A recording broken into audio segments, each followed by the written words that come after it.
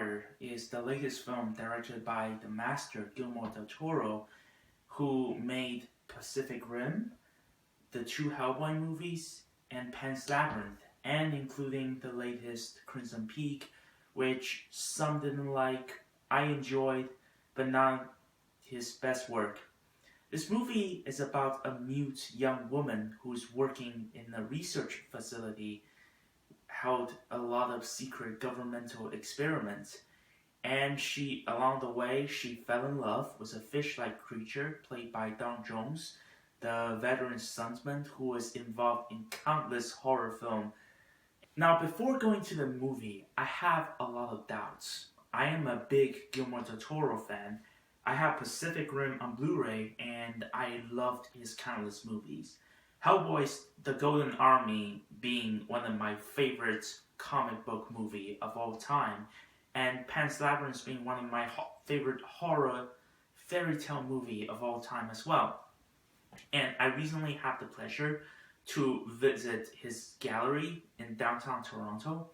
It was a enlightened experience that's seeing how he created his artwork and seeing what really inspired him is really an inspirational to anyone who's interested in filmmaking. I have very high standard being a huge Del Toro fan. And for the most part, I was very satisfied. It is not his best work by any measure, but it is a really, really tremendous experience, a cinematic experience. If the whole film felt like a poem, everything rhymes, but there is not too much of a story, which could be a negative that I will get into it in a bit. The whole film is like a tribute to the cinemas of old, like the classic Universal monster movies and other black and white cinema and the culture of the 60s, which Del Toro himself grew up with. But it has its own story. It's a kind of a generic tale, but the way it was played, it was still really heartwarming and sometimes even heartbreaking. I found myself invested in the movie most of the time. In fact, all the time. This is a very good-looking movie, and the way the film was edited, paced together, was tremendous. It has some of the best editing work I've seen this year. It gave Baby Driver a run of his money, and the cinematography was absolutely amazing. At first, I thought Roger Deakins from Blade Runner was in contention. Now, looking at Shape of Water, it's like, oh boy, this is a very close game. And the music by Alexander Desplat, I hope I pronounced his name correctly. I don't know how to pronounce his name. It was tremendous. Like, his music held the movie together. It's not like a bad thing. It's just his music was so outstanding that it just stuck out in my head. He is a frequent collaborator with Wes Anderson, and he composed the music in movies such as Fantastic Mr. Fogg, Grand Budapest Hotel, and Moonrise Kingdom.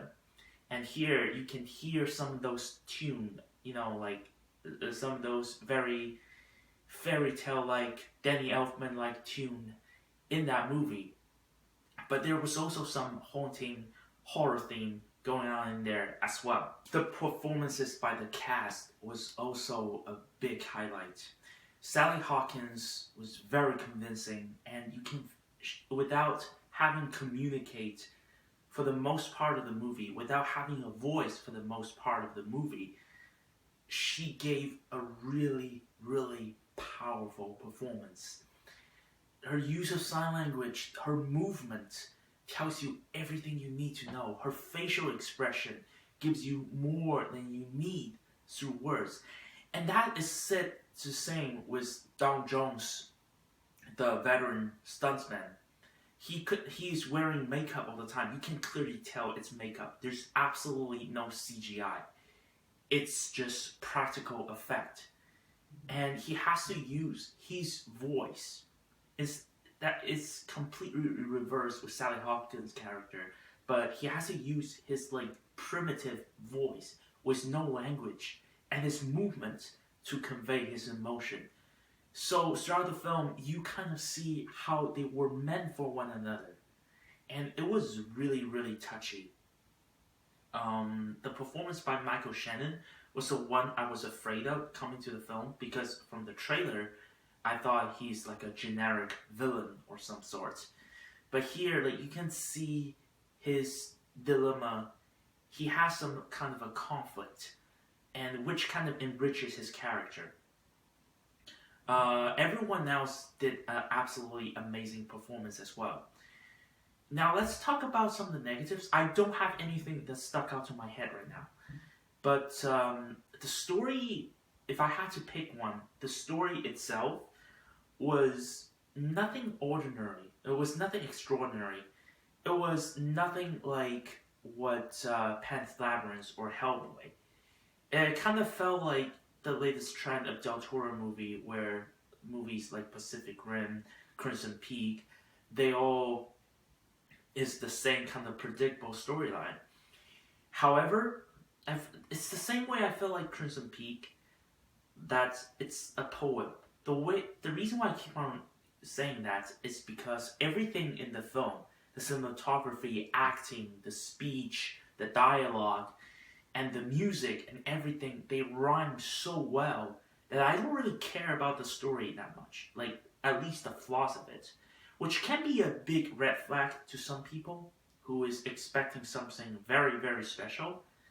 But I feel like the film itself, the way it was made, it was so special that I can overlook some of the negatives. There were some subplots that kind of go derails a little bit, but not so much. There was like one character I felt like his plot could be a little bit shortened. The ending was okay. It was where it's supposed to go.